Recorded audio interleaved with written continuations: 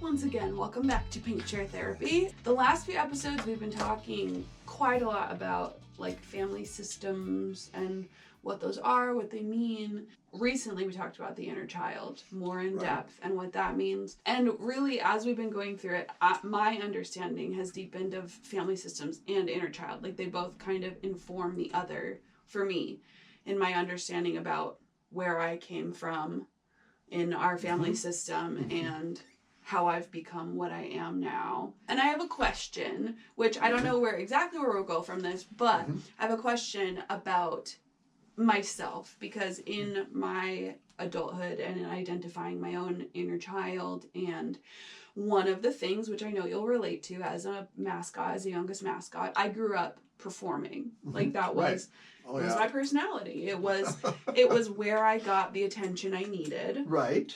Or, was unmet in some way. And so I was extremely performative and attention seeking in that way. And I don't want to say attention seeking in like a negative way, because I know a lot of people, when we talk, again, my husband and I have this conversation all the time about like, oh, I'm seeking attention with this behavior, and it's immediately vilified as like, oh, you just want attention.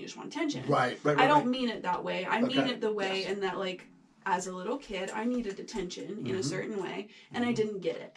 So I performed, or I cried, or whatever I did to elicit the attention that I needed. I don't mean it as like I'm, this attention seeking. Right. No. It's just an unmet need from my childhood. And so as an adult, I've kind of identified that, and my question is, as you identify your inner child and your unmet needs from childhood, is it common or possible to overcompensate in the other direction? Because something I've identified in myself is like, as I identified like, oh wow, you're really performative, like you're really, like you perform, you're on stage, all the time, and I've kind of like 180'd in the other direction, and I really shrink from attention in that way, and I've become quite a bit more reserved. Shut down is probably not the right word, but kind of shut down. Like it's not something I do in group settings as much anymore. I can turn on, and I do, but it's not as automatic for me. And I wonder sometimes if I've like gone too far in the other direction, because I really like sometimes attention, like for example, this week I put pink in my hair. I've always put pink in my hair. Like it's just part of a thing. It's been for 20 years. I've always had like here and there I've put color in my hair. Not a big deal. Haven't done it for years. Like have not had color in my hair for years. And just this week put a little pop of pink in my hair, and just could not handle people looking at me. Even people commenting and saying like, oh, I love that. I'm like, oh, thank you. I gotta get home and get this out of my hair. So I shrink from that now. So much so that the morning you came to visit, I spent an hour and a half in the bathroom soaking this pink out of my hair so I didn't have to deal with it. So it's like, it's very different now than I was even just in my early 20s or even mid 20s, like late 20s. Like I was still doing this, and I was still very comfortable with the attention. And I've become significantly less comfortable with attention. Have I overcompensated? Like have I turned something off that's, I don't know. That's kind of my question. Is like, can you overcompensate in the opposite direction when you start dealing with these things? So I hear you saying, okay, got this question about changes in my life that I've made consciously, purposefully, and how long they've taken. Now I'm questioning maybe they're too extreme, and how do I measure that? Like I feel like I'm maybe this is just part of my inner child. Like I feel like I'm not that nice anymore. Oh, do you know what I mean? Like when I don't. Like I'm not, because I'm not like matching other people's energy and like popping off with people. I'm just kind of like, like I've become, I mean, and not always, like I said, but it's not always. It's I can still turn on. I'm still nice to people, but I'm just not as, I don't care about performing for you. Like I'm not trying to make an impression on you. So if I don't smile, I don't really care that much. Like I don't care about putting on a show or a happy face for people as much. I'm not going to say never, because I still do, but it's just not quite as like ingrained in me. I don't care as much about what people think, so I'm not as people pleasing. I still am, but not to the degree that I was in my 20s. So I hear you saying that your question revolves around something personal for you. I'm changing. Is it too much, too little? And I find myself, thinking when you say I'm not that people pleaser, etc., certainly in our dialogues, I can see, okay, this is something you have been processing. But when you say I'm not that nice anymore, then there's this little tilt in my head of, what? Only because my experience is on your externals, other than our discussions. Yeah. You're describing something internal that isn't measurable for me. So I have not seen you as mean. I haven't seen anything in you that I would say, oh, she's changing, becoming mean. I don't even see anything in you from my time with you that says she's withdrawing from people. Okay. So I don't have a measure of that in answering your question. But I think I do have an answer to your question in general. And this, I don't find this in literature. I can't reflect it in any kind of clinical writings, but just in my observations, both in my own life and in those of my clients. When we're working on personal change, I liken it to a pendulum that's swinging. And we tend to swing to the extremes. And so if I've always done this one thing and I don't want to do it anymore, I am working like crazy to never do it. And going from always to never is one, I think it's probably close to universal if we're really changing something, but it's very seldom a healthy description at either extreme. And I think that's where your question is coming from, is what does healthy look like in me? And that's why I say, well, I don't know, because I don't see the unhealthy part. But I certainly, we've talked about it, and you're changing that mascot role is something you're doing. I would say the measure of am I gone too far is it creating ripples in my life or relationships that I don't want? So unless you're, a murderer, or you're, a bank robber or something, where it's nice and easy to measure that it's bad, the measurement is probably going to be your evaluation of what am I trying to accomplish, and am I accomplishing it? And then more than likely you will find that, oh, well, I'm over here. I think I want to go back here, though I've always lived here. You see what I'm saying? Is that there will be a modification of that pendulum swing somewhere, and if I'm working on it, there will be a new equilibrium that I find, but it needs to be based on my sense of peace and my values, as opposed to do other people affirm this in me. Does that make sense? Right. Okay, that's super helpful. Just from my own personal journey. Sure. So, thank you for that. It's nice for you to be able to say, I can turn it on. I have the skills, and I'm choosing not to because I want to have this different perspective. Okay, that it all fits the healthy category in my mind of, okay, we're heading the right direction. But you're the definition of it, not your my projection. I got my own baggage, and so anytime we're trying to measure ourselves by what someone else experiences or reacts to, we're on slippery ground. Okay, that's helpful. Okay. Thanks. Yeah. So maybe following up on that a little bit. Okay.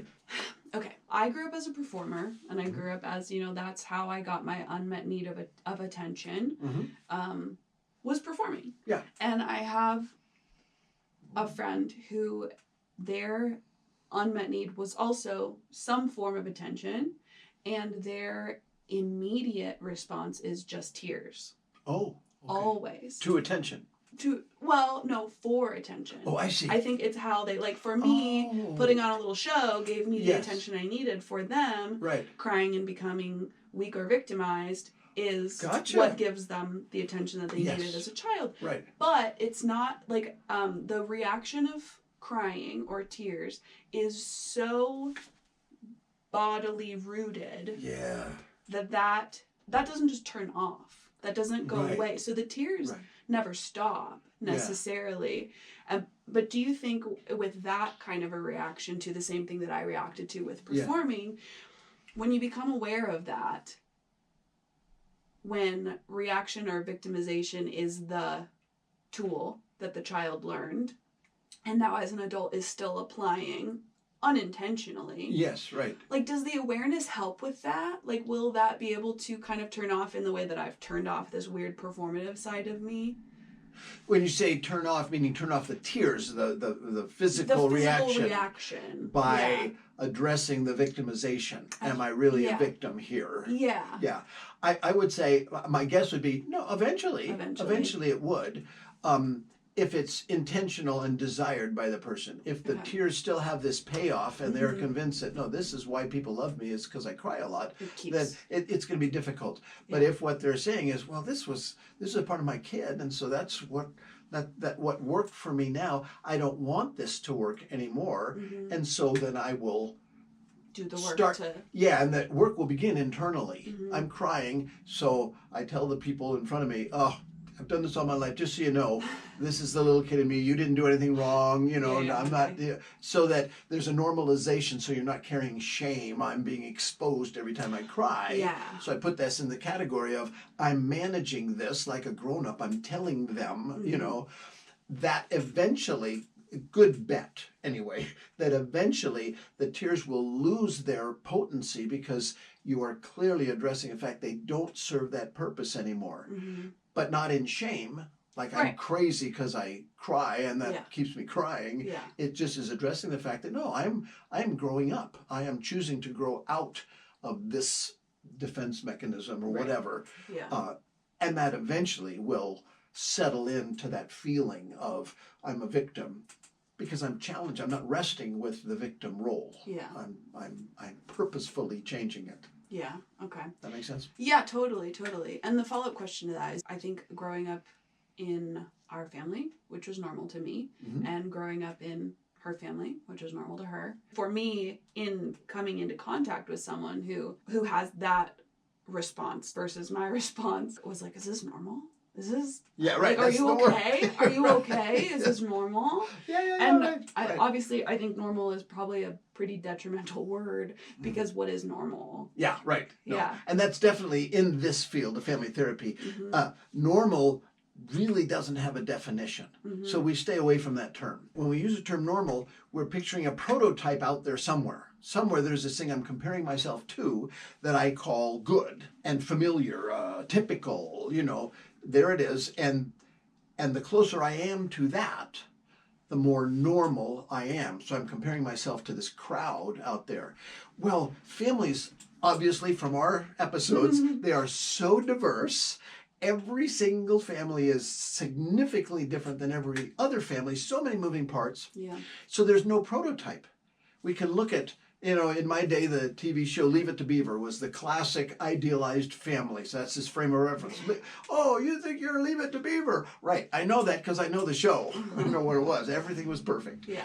And so there is nothing outside of Hollywood that is that. Those people didn't really exist. They were reading a script, So we take this term that is not helpful, normal, and we throw it out with families. And then we have this term functional and dysfunctional. And we use those terms because they have a definition. When something is functional, it completes its task. It does its job to the degree it's functional. It's supposed to do this. A car is supposed to take me from point A to point B. And so if it takes me from point A to point B, I call it functional. Oh, it works. Oh, my car works. Now, it may not be glorified and got all the fancy bells and whistles, but it's a functional car, all right? When something is dysfunctional, it doesn't do its job. It fails to complete what it's made for. Okay. So if I can't start my car, that's a dysfunctional car. And so we know what a family's job is, and we can talk about that specifically, but to the degree our family completes that job, to that degree I can look at my family and say that's a functional family. That's different than perfect. We're not talking about idealized, we're talking about functional. And so then we need to define what's the function of a family. Right. Yeah. All right. Yeah. And so here's the breakdown. The function of a family is to meet the needs of the family members, primarily the offspring. because they're the neediest ones. That's why we talk about childhood, because we're developing and we're absorbing all this stuff at this really critical period of time that we call childhood. And our families are the initial need meeting location to meet my needs. Okay? So how well does my family meet my needs? Well, there's 3 sets of needs in family therapy they're always looking at. There are maintenance needs, nurturance needs, guidance needs, those 3, all right? And that encompasses an awful lot. But one of the key principles is anytime I, as a child, and so this isn't necessarily conscious on my part, anytime I have a need that's unmet, I will compensate in some way. I will do something. So when you talk about yourself as a performer, I can track that back clear as a bell to when you came home from the hospital. Right, yeah. You know, that was the setup was there for you to be the center of entertainment in our house as this little baby that just came home with 2 older siblings who were old enough to enjoy a baby. You know, and so sorry, honey. That's the way it was. We didn't watch much TV. We just put little Becca down on the floor and watch her, and she just entertained us all. So it was a setup. Yep. You know, sorry about that. That's all right. But so we learn to compensate in some way. And so first of all, we look at maintenance needs. Maintenance needs I would call bare necessities. They are survival. Food, shelter, clothing, safety. Those are basic needs. When those needs are met, I, as a child, experience the world as a safe place. So when I'm cold, somebody gives me a coat. When I'm tired, someone gives me a bed. You know, when I'm hungry, someone gives me food, so that my basic needs are met and I experience what we would call safety, all right? When those needs are unmet, I will learn to compensate. So if nobody's giving me food, I will learn to steal. And we call that bad primarily because one day you'll go to jail for it, but not when you're 4. Right. You know, now you may get spanked or you may have sent to your room or where you get, but if your need isn't met, sending you to a room isn't going to stop you from stealing. Yeah. Because it's a need. Such a need. Exactly. Yeah. And so that's the point as we go through the function of the family. The function of family for a dependent young child is to give the kid food. And we can debate about processed food versus organic. That's not what we're talking about. Yeah. We're talking about the basic need, because that will eventually develop into a personality trait someday, because I'm compensating for that. And so when my maintenance needs are met, I have this sense of safety in the world. And the outcome of that will be, I'll be willing to take risks because things work out well. I will explore things. I will have a sense of competency, and that leads to other areas of growth. When my needs are not met, my basic response to the world is fear. And I will then be vigilant. I will feel the sense of being alone and unprotected. And then there's all kinds of personality points that will develop from that unmet need. Now, in my practice, we go through this kind of stuff all the time. We go with the family of origin. And very seldom do I work, because I work primarily with adults, and very seldom do I work with people whose maintenance needs were significantly unmet in childhood. I work with middle America, suburbanites, you know, I don't work, people didn't grow up in war zones that I see, you know, and certainly there's abuse, but abuse fits a different category than just the maintenance needs. So for me, the people I work with primarily, their sense of fear is coming from somewhere else besides starvation. Yeah. Because, like I said, you know, it's all developmental. Yeah. So that's maintenance needs. Nurturance needs. Nurturance needs, where the maintenance needs are basically survival. Nurturance needs have to do with my emotional development. Things like affirmation, encouragement, affection. These are things that give me the message that I am worthwhile. I am enjoyable. You know, when I'm hurt or scared, I get a hug. You know, when I accomplish something, I get praise. These are nurturant needs. They're a little more slippery than maintenance because they're less concrete. They're more emotional. Yeah. And there's more variance between families, at least in Middle America, in these nurturant needs. When my nurturance needs are met, I have a sense of belonging to that family identity. Mm-hmm. I have these people that I can laugh with and cry with and be honest with. I am likable. Mm-hmm. So I internalize those nurturance needs as something that I earn because of who I am. Mm-hmm. And so then that sense of what we call self-esteem or self-value develops from those nurturance needs being met. Does that make sense? Yes. I don't want to derail too much, but I have a question about that. Yeah. Because we've talked a lot about family roles, and one being the black sheep. Right. Of like, this is a function you fit. So when it comes to nurturance needs, can that work in the other direction of like, if when you accomplish something and you don't get praise or get negative reinforcement, but somehow that makes you worthwhile, like internally, do you feel worthwhile? Like those the kids that take on the role of a black sheep of just kind of like being, I don't know, that stuff. Question. Is that fulfilling those needs functionally? Or would you call that dysfunction? Well, it's definitely dysfunction. Okay. Because my needs, these are family needs. That's why we call it, what's a functional, dysfunctional family. Uh-huh. So if those needs are unmet, like the scapegoat, who doesn't get praise, doesn't get affirmation, they then are a rebel now. They get those needs met outside the family. Okay. And that's the compensation. Okay. So I hang out with friends who say, oh, that was great. You lied and you got away with it. What a cool thing. That's affirmation that belongs in the family, but it's not being met there. Okay. And so I think the answer to your question is, well, yeah, it works both ways. But the need is met outside the family when it's not met inside the family. Okay. That makes sense. Yeah. That makes sense. Yeah. So that sense of belonging, if I don't get that in my family, I will typically fight it elsewhere, or I will escape it all. So I become a recluse. I just avoid it all. But those are all ways of compensating that are dysfunctional because the family isn't doing its job in terms of that nurturance. Okay. So when those needs are met, I have a sense of self-value.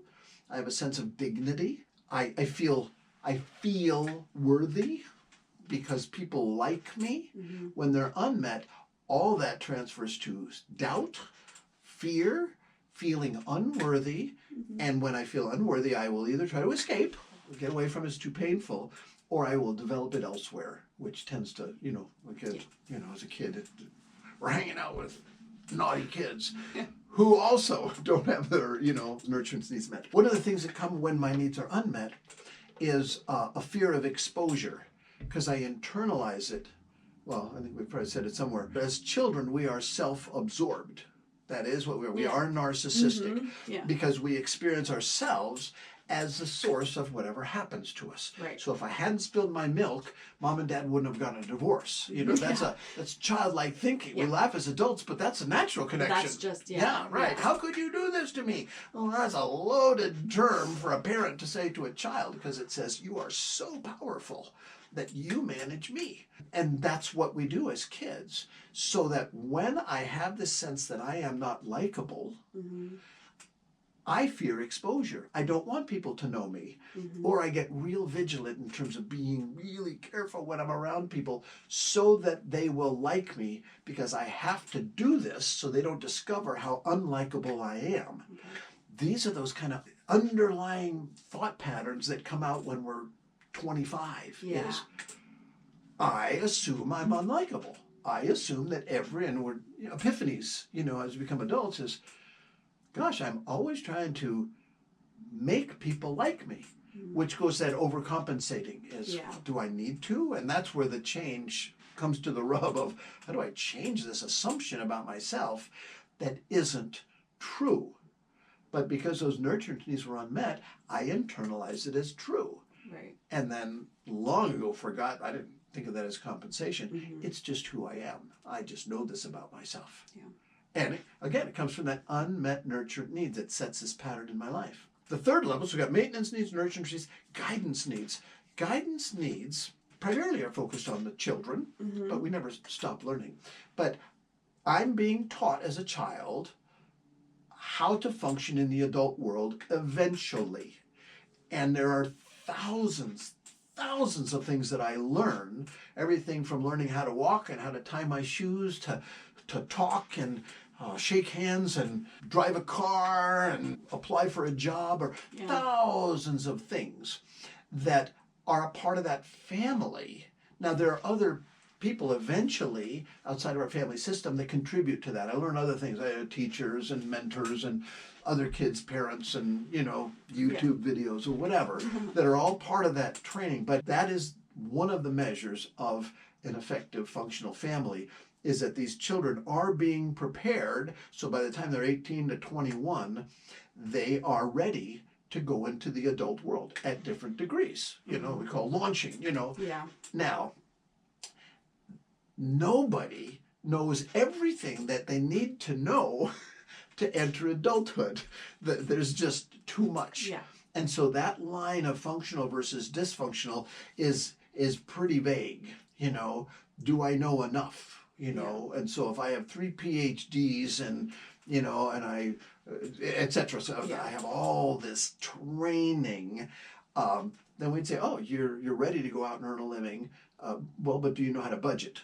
Oh, do you know how to, whatever. There's just so much to it. So when my guidance needs are met, I have a sense of competence. Now, that doesn't happen when I'm 5, although it can begin when I'm 5. It comes back to the nurturance needs of affirmation. Oh, gosh, you did that so well. You are so good at that.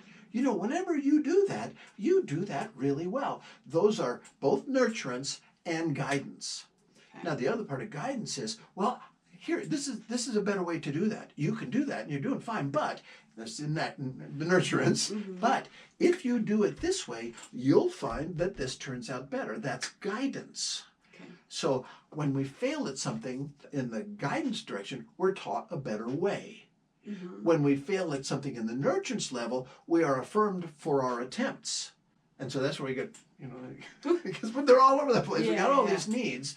The things that I do to compensate are based on whether that need is met or not. And so if someone says, you did that real well, I will do it again. And I will do it with a certain level of confidence because I've been taught and I've been reinforced. And so that's part of that guidance thing. And when it is unmet, then I don't feel competent. I don't feel prepared. And so I have this underlying anxiety when I am attempting something new. If that need wasn't met, I tend not to take risks. And it's back to the vigilance of don't do that, don't get exposed. All these things are just, when the needs are unmet, it's just riddled with what we call shame. And the result of shame is hiding in some way. I feel this shame. Shame's attached to who I think I am. I am a shameful being. I don't want people to know that. So then I tend not to get close to people. I am very guarded. When I'm confronted, I'm defensive. I don't want to get caught being unlovable. And so I have all these things that come out relationally. So if I'm really defensive, wow. If I'm talking to someone who's really defensive, they think they're unworthy. But it's coming out as them telling me I'm unworthy. Okay. Do you follow it? So depending on how I manage that, we may escalate, or I may be able to slow down and just let that inner child rant because that has no place to stick in me because I feel confident. I believe I'm doing this well. So they can tell me I'm doing it terribly, and I can easily see, this is something going on inside of them because I'm doing just fine, without it necessarily being defensive. Yeah. In a situation like that, does it help to validate the other person, or is that kind of, it's like validation that falls on empty ears? Either and all, because that's all about their inner child. Okay. How much can they tolerate? Or are they so steeped in this self-deprecation that when you say, I really appreciate when you said that, in their mind they go to, well, they're not telling the truth. I see. No one would appreciate that in me because, depending on how severe that is. So again, I'm not the variable. We've talked about this in other things. I'm not the variable in resolving something in someone else's life, but I can be a contributor to them challenging that. Yeah. And that's where I can affirm something that they are self-critical about. Doesn't mean I'm going to erase that. I'm just giving them one more vote toward, no, you're very worthy. I find you worthy. I really enjoy that. And they may dismiss it. Right.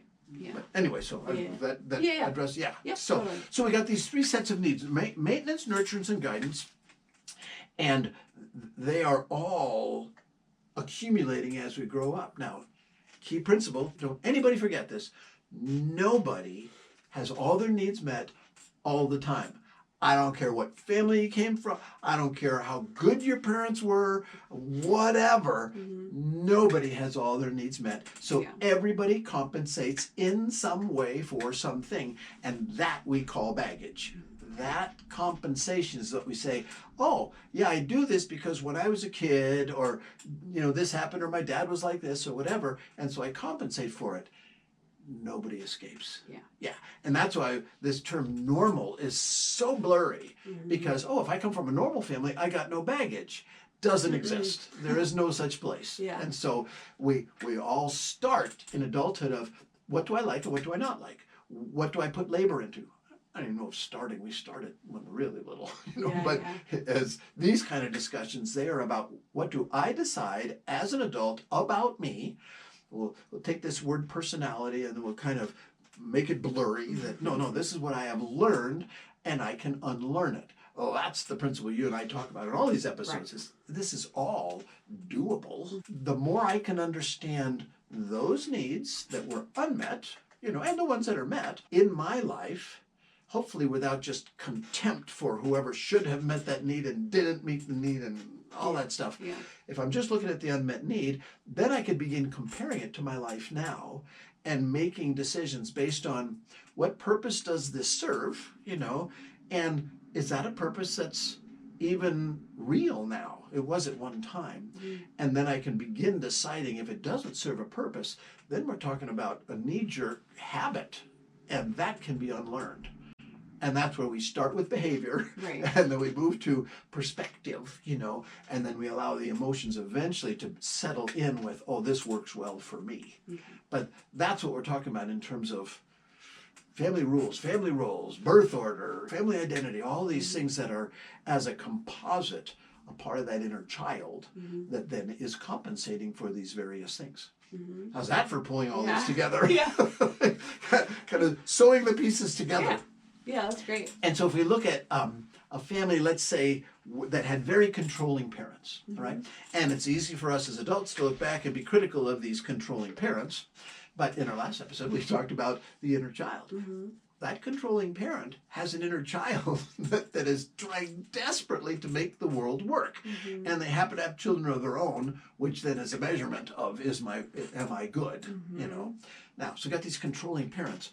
Well, parents that are obsessively controlling, these are parents that are managing their own anxiety by their children. So they are not necessarily consciously, they're looking for their children to settle their own inner child by being good, or by being safe, or not taking risks.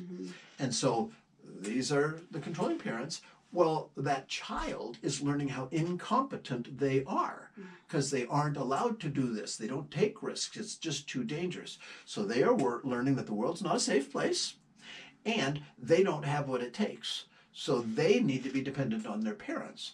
Well, do that for 20 years, and you have an adult who really isn't ready for the world, and they know it. And it's all anxiety-based. But it didn't start with their parents' anxiety. It started with their great-great-great-great-grandparents. Whatever. Back and we go, That's right. Adam and Eve. They screwed it up for us. But aside from that, I can look at the parents and say, oh yeah, that's too bad. This particular need was unmet, and so now we're dealing with that here. It doesn't necessarily make the parents evil. And, I believe there are evil parents somewhere. Okay. I haven't met them. I don't encounter a lot of that, but there are very, very, very emotionally and mentally unhealthy people that can reproduce and make children. And that's very sad, and the children then are dealing with that later on. But by and large, my personal estimation is, I think most parents are well-intended.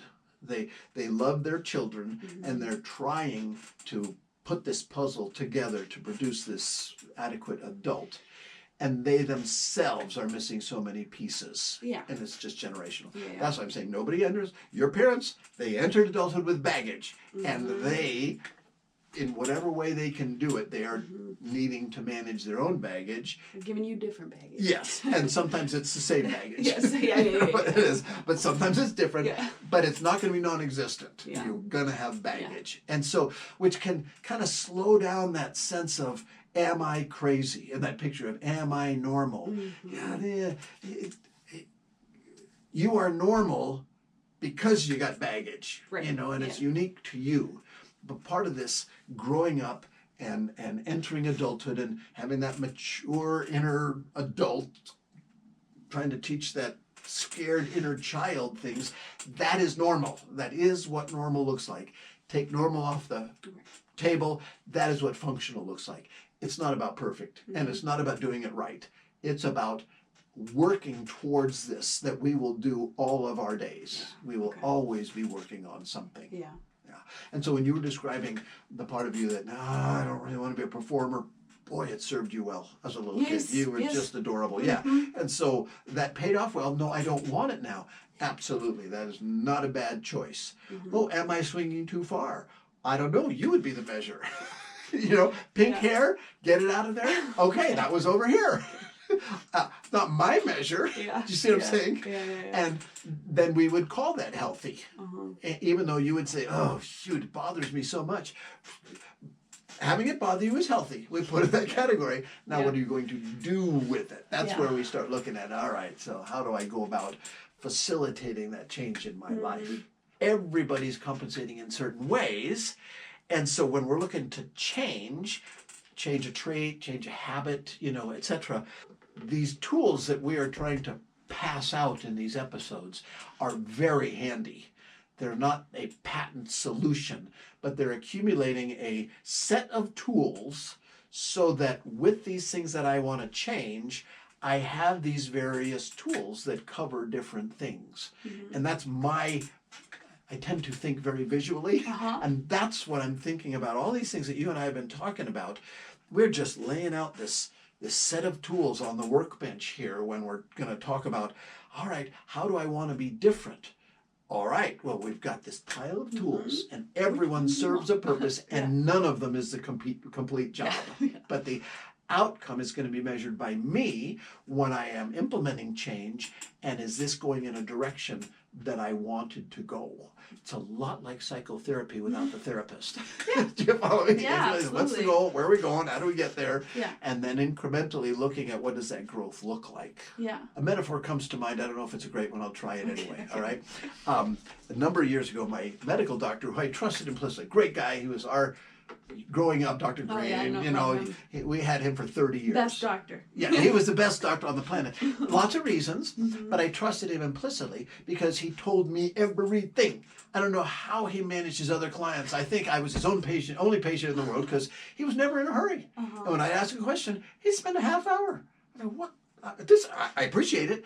I don't know what you can do the rest of the day because everyone else is late. Yeah, that's his problem. It worked great. And he sent me to get this, chiropractor. Oh. I grew up in a world where chiropractors and witch doctors were very closely aligned. Exactly, yeah, that's what it was. It's shamanism is what this is. So, but I trusted this guy, and he said, no, here's what you need to do, because I was having some back pain, etc. And it wasn't, I didn't have an inflamed disc or anything like that. So he said, okay, got this. I'm going to send you to this chiropractor. Okay, great. This chiropractor got credit because Dr. Green referred him to me, all right? So I went to see him. He was perfect for me. All right. Now, I didn't come in shaking in my boots, and I didn't, I just came in, and the doctor sent me here. And here's what this guy did. It was wonderful. He took an x-ray of my back, and then he put the x-ray up on this thing, and he said, okay, and he drew a line right down the middle. He said, this is where your spine should be. Well, it was all over. It was like an S, Oh, okay. I said, yeah. Now, there's no damage here. This is not, but it's been this way for years. and that's true, I would have, it wouldn't take much to throw my back out, that kind of thing. Yeah. He says, here's what we're going to do. Today we're going to do this thing. And he said, I'm going to adjust you. And this is how we're going to do it. This is what you're going to feel, etc. And so when you leave today, it's going to be much closer to this line, all right? Next week, all the muscles in your back are going to be pushing this thing back to here. I know equilibrium. I know the family mobile. That's what you're describing in my spinal cord, I said, go do that. And so, but it won't be all the way back here. And so then we're going to do it again, and we're going to do it for 6 weeks. We're going to do this twice a week for 6 weeks, and then we're going to find that it's going to be very close to this. Then, depending on how it goes, maybe you'll come in once a week. And then, and eventually, maybe you'll come in every year, maybe, every 6 months or something. And that was talking my language. This is going to take a while, and it'll be incremental. It'll happen this much at a time. And there will be backtracking. And it won't be measurable for a long time. Yeah. But this is the way it works. That is personal change. That's emotional development. It is life. And so I'm a chiropractor now. They aren't witch doctors. I'm sure some of them are. But, just like medical doctors. But it was so helpful to have him be able to walk through these very principles that you and I are talking about on an emotional level and apply it to my spinal cord. And I am pain-free for lots of reasons. I have not had back pain in years. Now, I don't attribute that all to the chiropractor. There are other things that have some very cool stories. But should I take time? What? Hip replacement. Oh, yeah, That they made my leg longer. Yeah. Yeah. So cool. So, I needed a hip replacement. Lots of reasons. Replaced my hip. Wonderful doctor. I went in perfectly at peace. Everything about this guy, all the referrals, everyone I talked to, his reputation, this guy's magic. Yeah. So you're going to be fine. All right. And he spoke my language. Yeah. Easy to talk to, jokes, etc. So I go through the surgery, and you place your whole hip, and you're walking within hours of surgery. That's crazy. They want you up and around, yes. And so he comes in the next day, and we're talking about it, and he gives me a little rundown of, no, that was really bad. Yeah, your hip was really bad. Okay, that's good. We got a new one. And he talked about it. Okay, this is good. Here's what we're going to get PT, etc., etc. I think 6 weeks, that kind of thing. As he's walking out, backstory. When I was an adolescent, they diagnosed me with scoliosis. That I had a tilted pelvis, which was back to this S that guy would have been working on. Yeah. And I knew that. So when I was an adolescent, we had little things in my shoes because one of my legs was shorter than the other. Yeah. Not much, but enough that it threw everything off. Back to that mobile, Yep. He's walking out, and we never talked about that. I didn't think about it, he's replacing my hip. Over his shoulder, he's walking out the door, and he said, and we lengthened your leg. And out he goes, don't you need a signature? What do you mean you lengthened my leg? Yeah, by the way. Yeah. And it was so funny because, that when they insert this spike, into your femur, it's just incredible. And I've watched things like that on video. They're knocking it in with a hammer. It's inside my body. Well, where you place that, you can extend a leg. And that's what they did. And so for whatever reason, maybe that's part of it, they always measure your leg. Well, he's off by X number of millimeters. All right, well, we'll just put it down to this little line on the spike here. Let's just put that there. Oh, my gosh. No more back pain. Crazy. No more back That's pain. so cool. It is so cool. It's systems. Yeah. So anyway, so that's where I'm thinking all that goes into, that's what you and I are talking about on different levels. Yeah. How do I as an individual assess what I want to change? What am I up against? What did it serve at one time? What does it serve now? So that I can make this cognitive decision to change a behavior that will eventually give me this sense of competence. All of those things are part of that personal change. Yeah. And the personal change itself is specific to the individual, to the habit, to the trait, but it's based on all these tools that we're laying out on the table as we speak. Yeah. That was a heck of a lot. Give me a it's really slapdash good. summarize Oh of what you just heard me say. I was just you will summarize it well. I don't know if I will, because the last thing I'm thinking is just, that was such a good, long-winded, but good encapsulation of how to have no more back pain. Yeah. Like Yeah, eventually, right. eventually, Right. 20 years, 50 years, 10 Right. years, who knows? Yeah. But at some point from now, Right. like with all these intentional incremental changes in your Right. family system and in your inner world, Yes. eventually you won't have any more back pain. Right. Like eventually. Now, to translate in the language we speak, Yeah.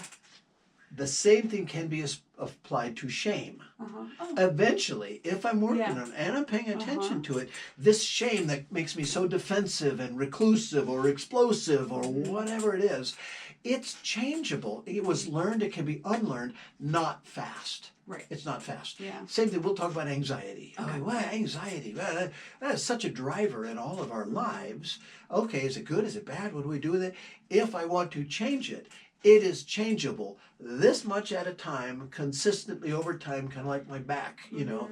I don't have a doctor to send it where you can replace something and your shame goes Right. away. Yeah. You know, we can't lengthen something. Yeah. Yeah. Oh, that would be nice. But but that's the principle of big picture personal change. This is what it looks like. Well, is there anything that we missed that you'd want to cover? No. Hopefully, and we've said it, maybe I'll just nail it down. Hopefully people come into these kind of conversations feeling like you would say, am I crazy? Am I normal? Hopefully, given all this stuff, they come out saying, well, I'm not crazy. You know, I am, whatever you want to do with the word normal, I'm not crazy. This is universal and it's unique to me. Portions, but everyone goes through this. Yeah. A long time ago, somebody told me, like, you can't, this relationship has never happened before. My marriage has never happened before. I mean, on the planet. On the planet. Yes. And it will never happen again. Yes. Our family has never happened before. Right. And it will never happen again. Right. If you compare yourself or your relationship, your friendship, your family system to another one, it's not applicable. There is no normal. There's no, is it no normal? duplicate. Yes, Whatever. right. Like, we're not even going to answer that question. Yeah. Because, like, this has never happened before. And it's never going to happen again. Right. And that's something that I've repeated to people a lot over the past years and years of just, like, just remember, like, don't compare yourself. Like, you can't, everybody does. You can't avoid it. You can't avoid yourself, it, right, yes. But just remember when you do, like, don't take it to heart. Don't, like, don't be like, oh, but they look so good or they're so normal and I'm not. Like, that's a death of something. It is. Don't go too far down that because. I love that. But there's a hitch inside me of just, okay, that is absolutely true, reasonably impossible. In the field of psychology, we have this book, this diagnostic statistical manual, the DSM-5, and it is, there are diagnostic criteria for everyone. Everyone on the planet is diagnosable. You come to therapy, well, I don't want a diagnosis. All right, but it doesn't change anything because everybody's diagnosable. Everybody's in the book somewhere. Yeah. And the DSM-5, in any diagnosis, there's a list of symptoms. And those symptoms are all comparative. They are. So comparison's a death of joy. I like that. I think that's worth hanging on to. Dilemma being, in our field, we have this term, the general population, which is a comparative term. It's an attempt to get rid of the comparison and keep the comparison at the same time. So you're going to get a diagnosis. There are 9 symptoms. 5 of them meet criteria, is what we call. So you get to have this diagnosis if you meet 5, but not 9. You just meet 5, which means there are so many varieties to this disorder because what you're saying is true. I'm the only one on the planet, but if you have 5 out of 9, there's 1 million people, all who have different variations, some of which don't even compare to each other, but they still meet criteria. And it is comparison. Yeah, that so makes sense. it is a way that we get to know, do I think I'm going too far or too little? There's going to be some comparison to it. Yeah. But I love that phrase. It's a good mantra because that's talking about excess. Is that I am a comparison to the rest of the world as opposed to, oh, I don't like this. Oh, most of my friends don't do that. I think I'd like to stop doing that. It's comparison. But when it's just this blanket, something's wrong with me, I just can't let people know. absolute death of joy. Yeah.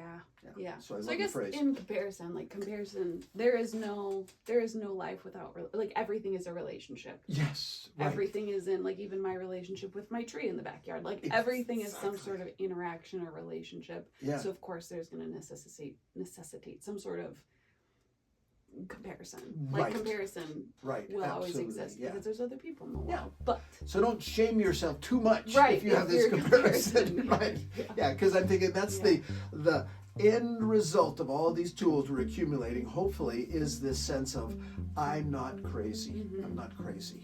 If I was crazy, I wouldn't even be thinking.